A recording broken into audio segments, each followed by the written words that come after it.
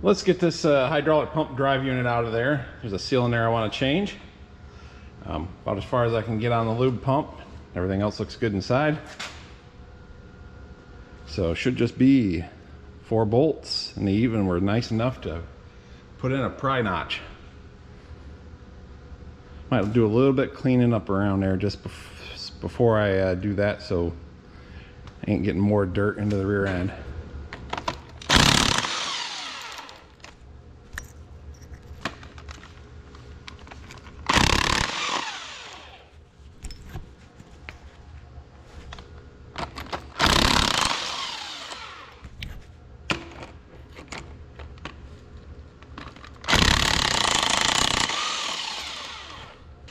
We'll just make an even bigger pile of tools for the time being. Let's see.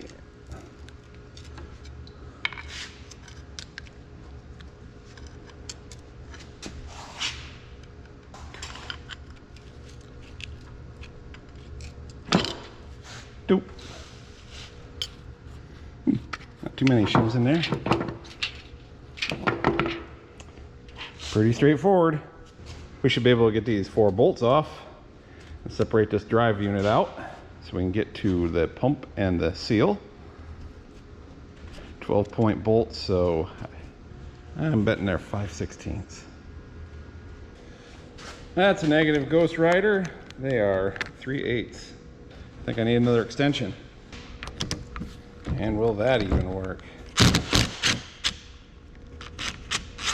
I suppose I could have gotten a universal, but here we are.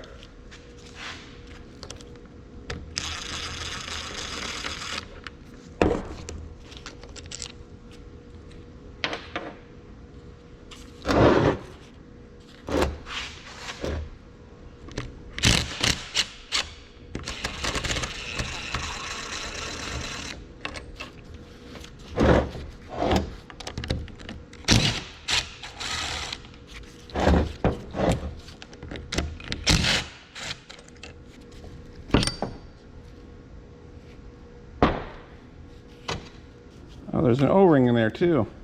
Guess I'll have to get one of those. This is your gear rotor pump.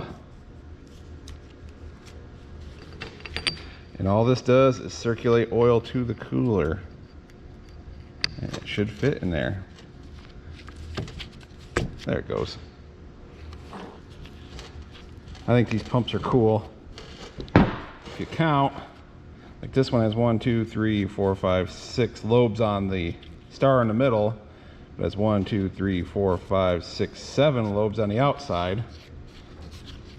So as it turns, watch each point comes around and comes in there and squishes the oil because the outside is going slower than the inside. There's the it's a hole down in there. There should be another hole somewheres in another. So it kind of, as that tooth pulls away, it creates a cavity, or a vacuum. Oil comes in, gets carried over to the next lobe in that spot, gets squished down and sent along its way. Yeah, I think I got the seal, but I don't think I got the O-ring for that. The seal is on this shaft, so I do believe I have to get that pump off from there, and then this is actually the first time I've tackled one of these. You can see this hole here, I think I pointed out in another video. There's a lube line that goes right over it, and it's got a hole drilled in, small hole, drilled in the bottom of the lube line, so it squirts a little oil down in there. So this outer, or this bearing, which would be the inner, is lubed by transmission lube. Then there's a seal in between. Then there's the other bearing, which is lubed by the oil from the hydraulic system. And then there's the seal in the middle. So not too often I hear about that seal going bad, but it could be a potential leak, both for oil going into the rear end from the hydraulic system, but then when it's running, you got a suction up here. It could actually draw rear end oil, or just air into the hydraulic system. And air in this hydraulic system is not your friend. Oh, come off from there. There's the outer part. There's the inner part. There's, oh, that's why it only comes so far.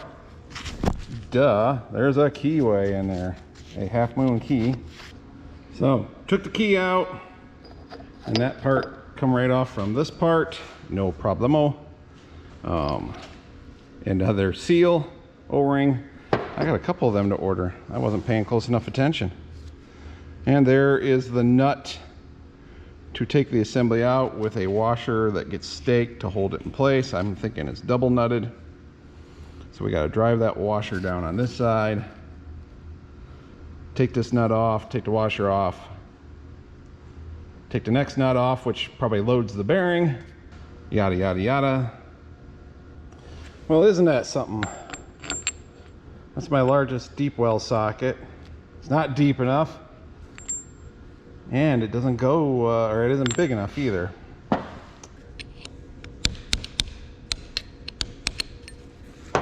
Little tap. Oh yeah. Oh, I see another keyway. Wonder what that's about. Oh, probably for this lock washer.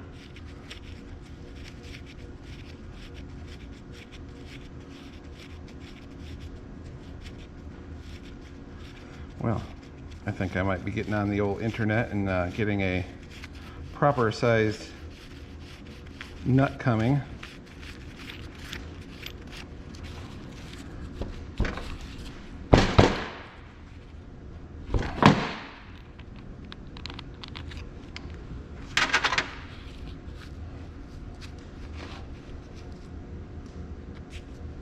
Yep, that washer locks right in there. I gotta get something to hook that out with. Bearings feel like they're good. Hey, look at that. That nut turns nice and easy too.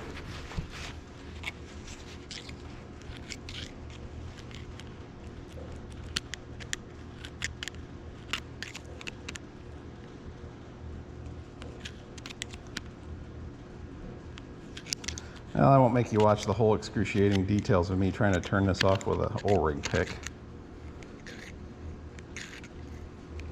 Or will I? There it goes. We'll be back. Well, that was easy enough. Once I spun the nut off, I lifted up and it come right out. You can see that seal there. It's going to come this way. Now, I do believe I got that seal.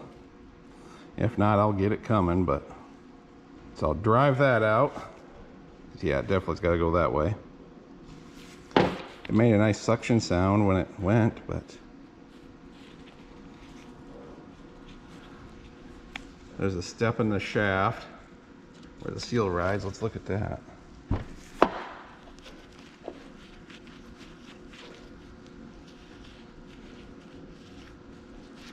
Well, it looks good. All right. Seal comes out, everything gets cleaned up. Isn't that special? I mean, yeah, I've destroyed the seal now, but the seal is slightly larger than the bearing race. So even though the bearing race looks just fine and dandy,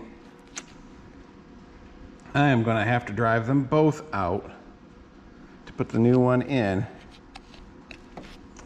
Someone was thinking there. And I can see there's a machine step on the inside, about right in there. So it's not going to, seal can't go that way at all. Wow.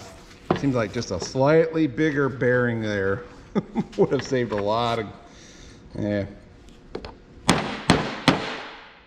There's all the rubber parts.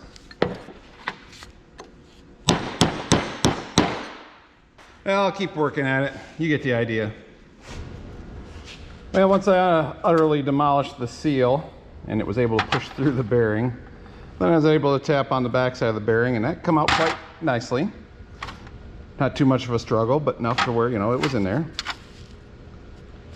So now I just need to clean all this stuff up and it can start going the other way while I still remember what I'm doing.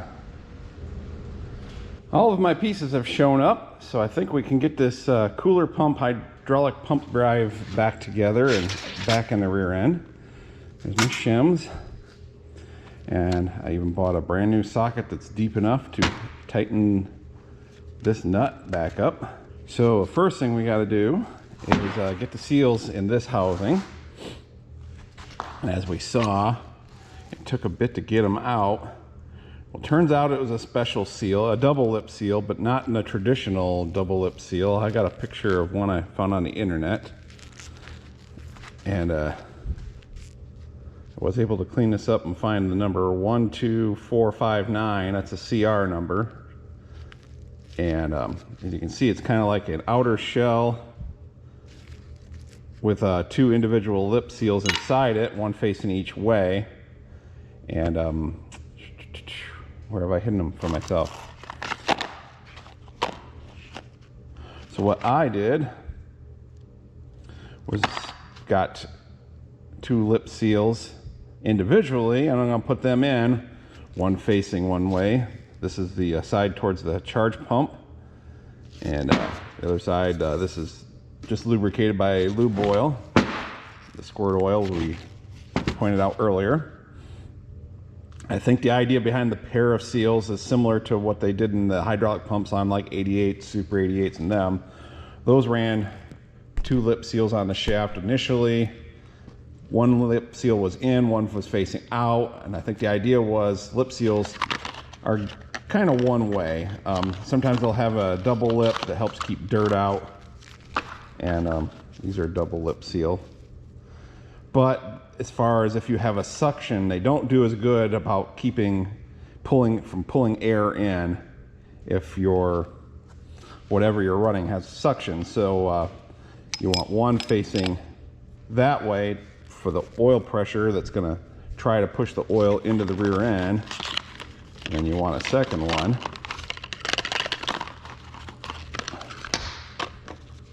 facing out, because there's going to be transmission oil out here, and that charge pump could actually create a suction on the other side and pull air and transmission oil back in. So pretty sure that's why they ran the double seal. Why they just didn't do this, that replacement seal through AGCO is $55 now, something like that. I got the pair of these off from Amazon for $11. So I think it's going to work. We're going to definitely try it and hope that I don't regret it. So let's see, I need to find an appropriate driver, put a little sealant on them, a little grease on the lip. I can put the grease on after they're in. Let's make sure, before I get too crazy, that they fit the shaft right. It's always a nice thing to, oh yeah, look at that. Some hot seal action there. And they're going to fit the housing good too. I think they will work. So this first one's going to go lip side down.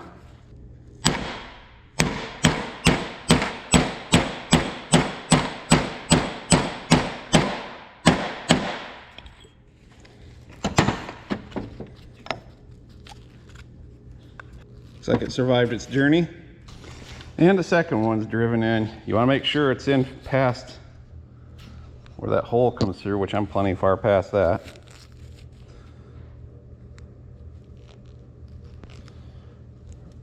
Looks like it should work. Now I need to get the bearing race in there. Should have put that in the freezer. Probably would have dropped right in.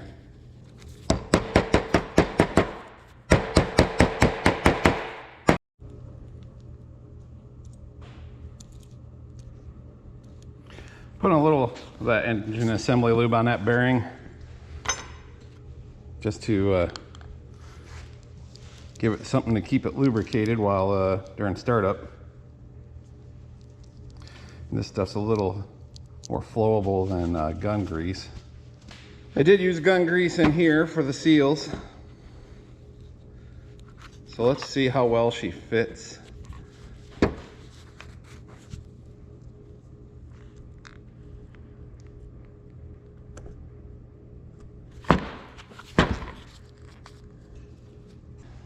I'm not sure how well it shows, but I'm definitely, both seals, well, obviously the inside is, but the important seal this side is definitely on the shaft where it will seal.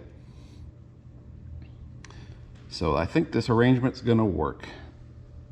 Hopefully I'm not stepping over $1 to pick up a dime. So let's see, there's my other bearing. We'll put a little lube on that one too. Although this one, honestly, as soon as the hydraulic system is filled up, yeah, we'll put a little on it. But, this should get filled up pretty darn quick once I've got engine oil, or I'm sorry, hydraulic oil in it, because that's what this part does, is pump hydraulic oil to the cooler. So if you're wondering what those seal numbers are, it takes a pair of 471766 Nationals.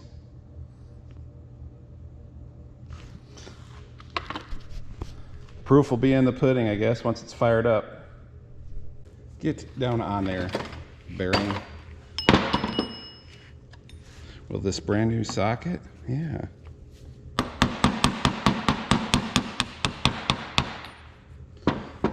That worked. It didn't need much encouragement. So let's see. Then we had a nut.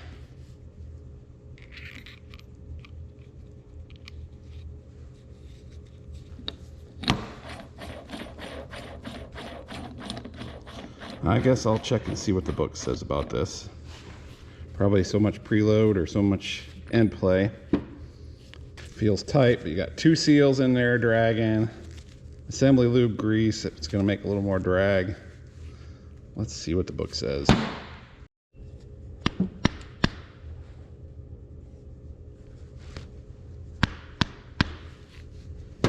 Just making sure the bearings are seated well. I did see where there's a mark here, and if you pull this out and you have the transmission cover or the hydraulic unit off, you're supposed to line up these marks between the 2 gears. But apparently if you just pull it out, well, then it's all good. So go figure. These only line up every 6 turns. So I don't know. They think it's important, but not important. You decide. They say around 5 pounds of turning force. Let me back this off. Something tells me probably shouldn't have used that thicker grease stuff, because yeah, even with some end play there, I feel like the drag is still the same. But yeah, I got a lot of grease in there too. So we'll just get her to where she doesn't have end play, but doesn't get tighter.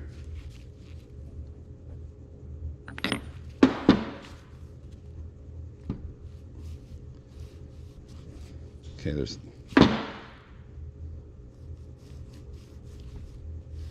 could drip some oil down in there to thin it out. Not feeling any end play. Let's oh,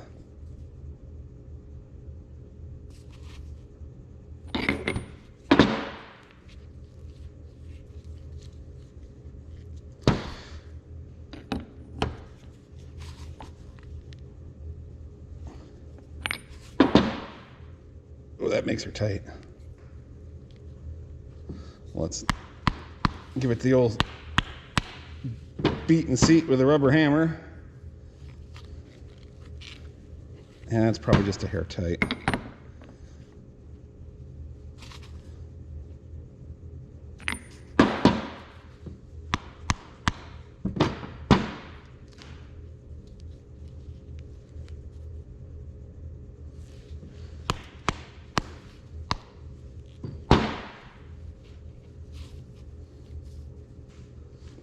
Well, it ain't super scientifically accurate by getting out a scale and drawing it, but I think we're gonna call that good. There's my washer. It's got a locking tab, and oh, maybe I should flatten that back out on this side.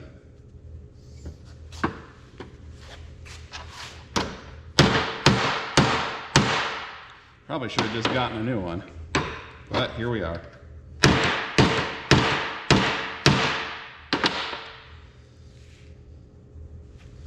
We'll try to bend a different side. Get it engaged in the keyway.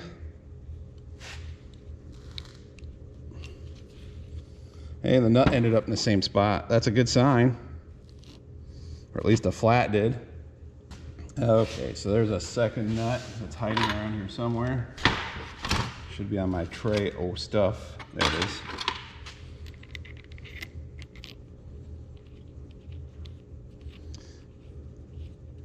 Now, folding that other part of that washer up, that could be interesting. We'll pick a new spot since that other one's kind of mangled, and another fold might break it off and make me cry. Oh.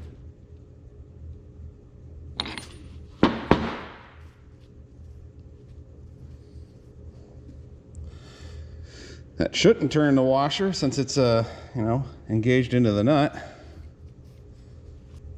And that means it shouldn't turn the nut either.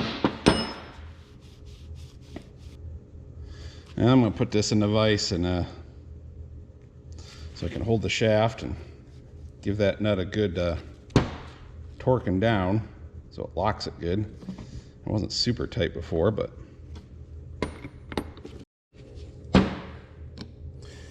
man, tipping this tab up might be a job for the vise as well. Bending it, yeah, I'm gonna have to put that in a vise. Well, it didn't end up being too bad. Get it gripped in the vise good and stick a screwdriver in there and work at it, and was able to pry that up and lock that. So I think that part is ready to go. Now I think we need to put the next part on.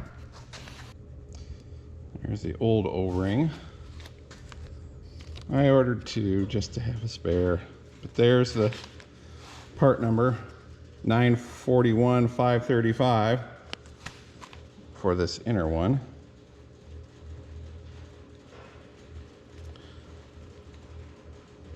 I should probably put a dab of grease on that to hold it in place, although I think it's going to hold on its own, maybe.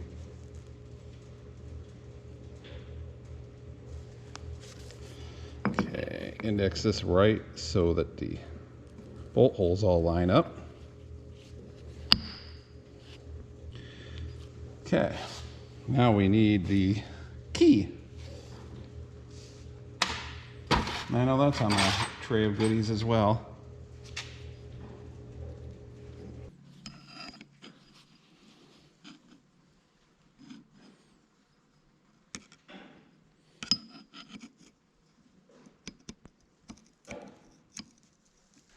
Put on the star so we can get that go and pop the key out.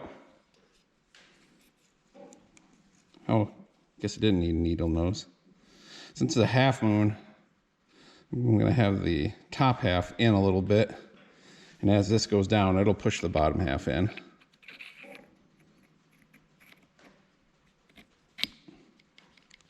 There, that's engaged. I should probably put some kind of oil or assembly lube on this one as well.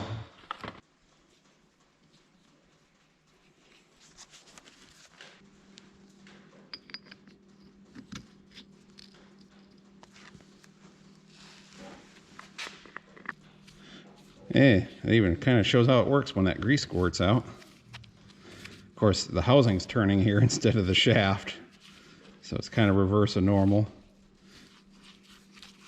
But it does give you an idea. How is it? Maybe if I lift it up,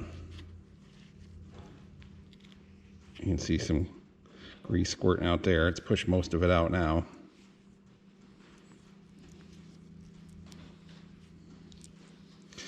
That's how she works.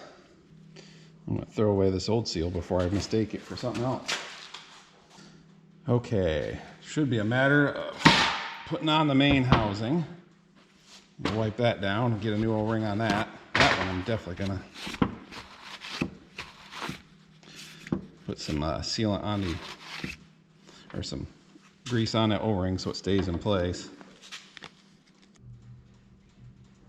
And then I go tossing it away without giving you the part number. 924 186. Oh, yeah, which also is a 709 241 86. You know what? We're gonna flip this over, and that part's gonna go on this part, so I can, or maybe they'll go together sideways. I just want them to keep the bolt holes lined up like that.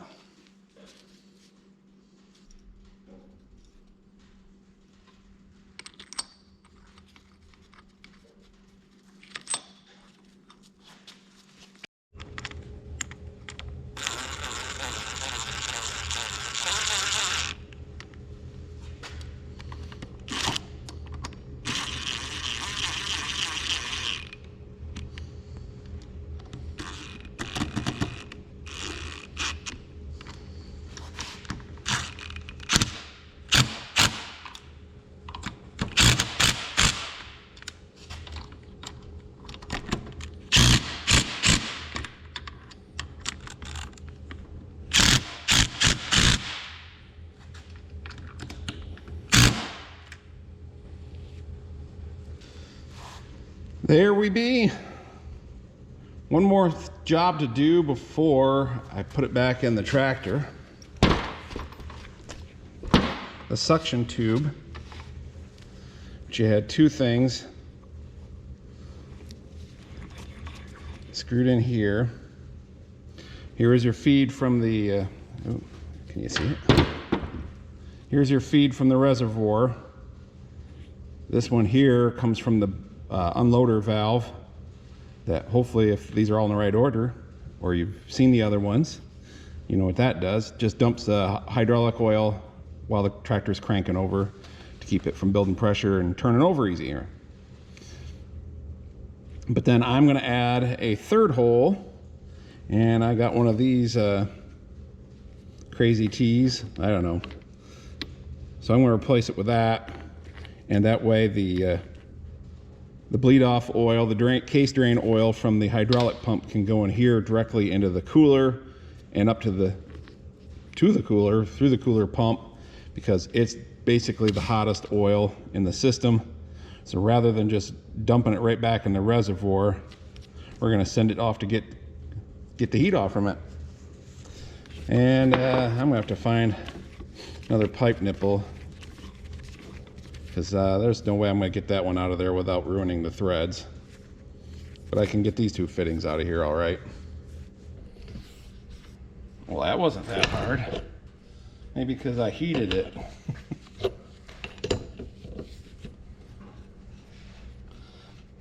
I was expecting a lot more of a struggle. I shouldn't talk. The other side's still got to come out. There she goes. Which, just being a hose barb, that one wouldn't have been so hard to replace, but the one that goes to the reservoir with that inverted flare fitting, I'm sure I could have found something, but all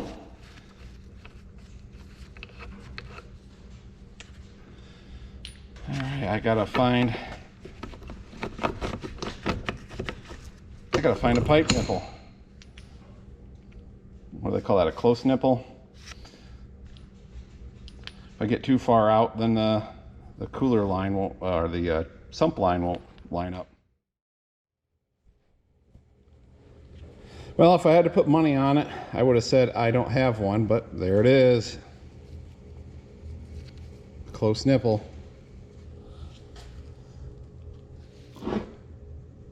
This team of Bob here, that we're gonna call Fred, is black pipe. And see how this is a suction line, it's definitely going to be fine. But the other one was galvanized from the factory. Oliver used galvanized from the factory. I often see stuff online about don't use pipe fittings for hydraulics. Part of it is they're not strong enough, which once again, Oliver used them for years. Guys still do. I'm not recommending them. I've now absolved myself from any guilt that might be associated with you using stuff you shouldn't. But the other thing is that the galvanizing can flake off inside, and then the pieces can go get in your pump and cause damage. So I'd love to hear comments if anybody knows the ins and outs of that. But like I say, Oliver did use galvanized pipe on stuff quite a bit, even up to, I remember putting together white discs in the 80s, and the wings circuit, they ran 2 steel lines through the frame to get the hydraulic oil, pressure oil back to the rear end, and it was 2 long galvanized steel pipes with pipe thread, and they come up through the tube, and you threaded a T onto them, and they split and went to each wing from there.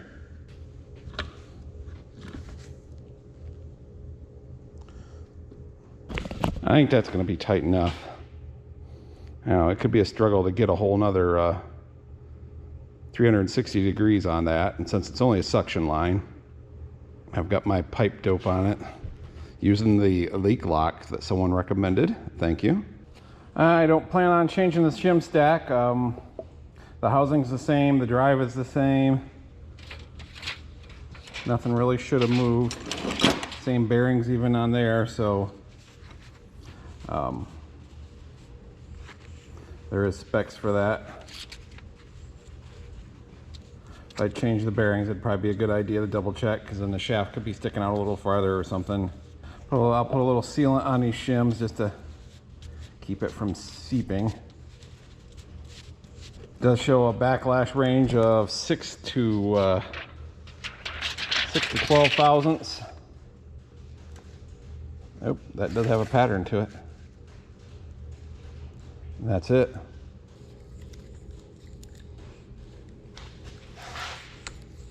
Now, if I was taking this out of another tractor and putting it in this one, I'd definitely want to check the backlash, because then you're talking different housings, different shim stacks, variations in machining. Got this side of the housing all cleaned up while that was off, and things were easier to get to. And then just got done flushing some diesel fuel through the transmission and rear end. It's dripping out. Try to get any bit of sludge in the bottom. I know I ain't gonna get it all. I fished a magnet around in there for a long time. Did not bring anything up other than what I had dropped that was magnetic, so that kind of tells me things are in good shape. Hopefully there was a little bit of sludgy stuff in the bottom. Hopefully stirred that up fishing around in there with a magnet, but short of totally disassembling it, and I don't see a reason to do that at this point. Just never gonna get 100% of stuff out of there. Maybe do a oil change after a while, put her in the field, work it, get everything stirred up.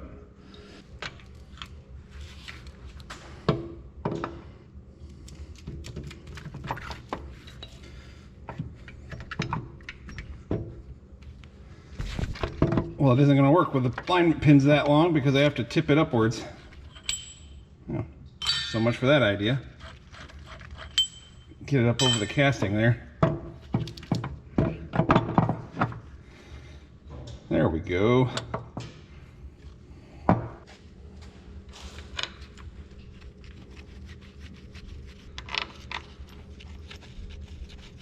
right, let's tighten this bad boy down.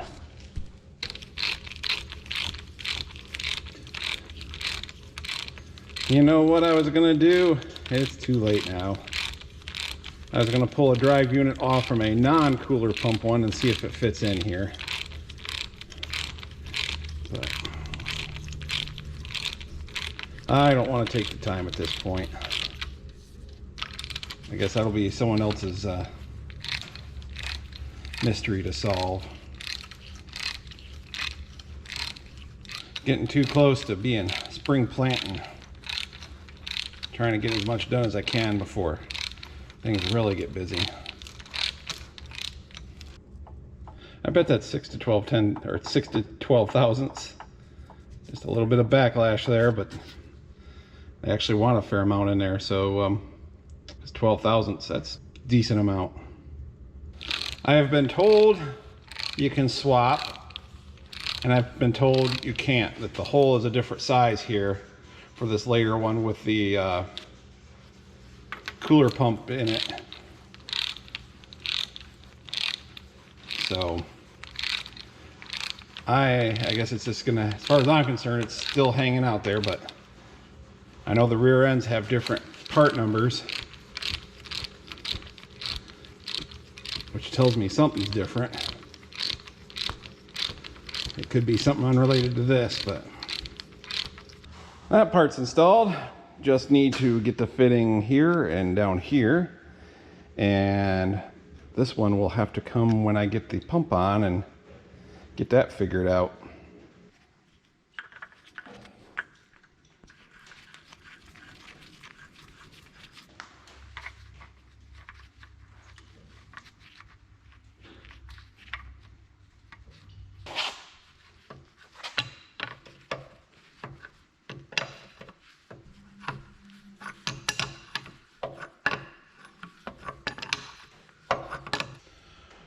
There we go. Cooler pump has been inspected and resealed and should hopefully be good to go. Maybe you won't try to do this yourself, but just knowing how it works can help you be a better operator, honestly. You know what can go wrong with things when the magic is gone and you just know what the parts are. Yeah. A postscript to the cooler pump repair reseal. I was sure I had gotten a couple of the OEM seals, or had them rather, and the O-rings, and there they are. Of course, after I get it all back together is when I find where I had hid them from myself. But I guess I have some on hand for future tractors. I will say, it's hard to see in there through the plastic and stuff, but it basically looks like two seals sandwiched together like I had when I got the two individual seals together. So I think they're going to work just fine. It's not enough for me to pull it all back apart. I'm quite confident with what I've done. So, like I say, parts for the next tractor, I guess. There's that seal number if you do want it. 30-306-6388. Once again, thanks for watching. We will see you in the next one.